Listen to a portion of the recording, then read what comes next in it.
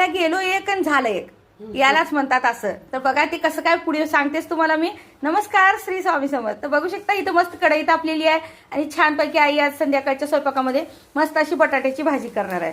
तर आम्ही केलो होतो दुसरंच करायला, पण यांना होतं बाहेर जेवायला, त्यामुळे आता म्हणलं चला त्याचीच आज भाजी करून घेऊया. तर इथं बघा बघू शकता आईने छानपैकी असे बटाटे उकडून घेतलेले आहेत. इकडे टमाटा कांदा सगळं झालेलं आहे. इकडे मोहरी आणि जिरा टाकून घेतलेला आहे. लसूण सुद्धा टाकून घेऊया छानपैकी. आणि ते मसाल्याचा डब्बा आहे. तर बघूया आई भाजी कशी करते ते बघूया. गावाकडल्या पद्धतीची भाजी करणार आहे आई.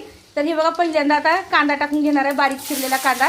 सांगते मी, शेतातून आलं ना ते काहीच बघत नाहीत असं लसूण भाजलं का, मोहरी भाजली का, तडकली का, ते ऐकायलाही त्यांना काय वाटतं हे लई बसून काम करणाऱ्यांचे काम आहेत. आम्ही शेताला जाणारी एका मागोमाग सगळं टाकतो आम्ही. बघा आता आमची भाजी म्हणतात तशा पद्धतीची भाजी करणार आहे. खूप टेस्टी होती आहे भाजी.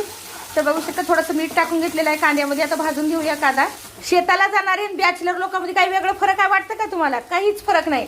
तर तसंच बॅचलर लोकांसाठी काही असेच चिरतात ते पण कांदे, असंच केलेली आहे भाजी. तर तुम्ही सुद्धा अशी करून बघा. फटाफट एकाने पोळ्या लाटायच्या आणि एकाने भाजी करायची. तर बॅचलर लोकांसाठी ही भाजी आहे, नक्की करून बघा. जॉबवाल्या ताई असताल तरी तुम्ही नक्की जॉबवर आल्याच्या नंतर असं फटाफट भाजी करू शकता. आईनं कांदा किती छान भाजून घेतलेला आहे. आता टाकायचा आपला टोमॅटो. एकदम मस्त आपला टोमॅटो भाजून घेतलेला आहे.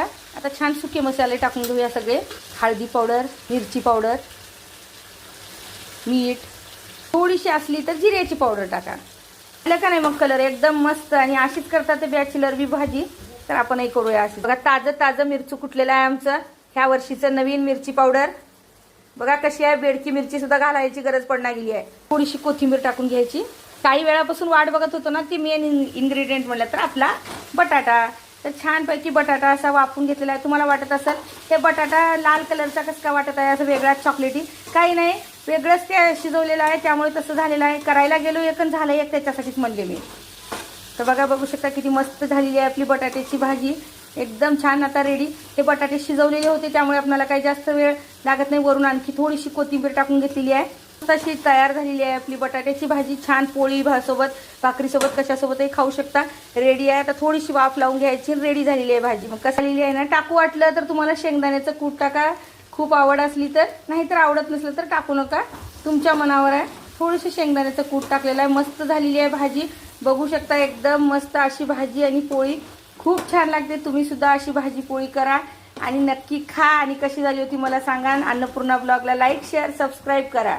धन्यवाद. श्री स्वामी समर्थ.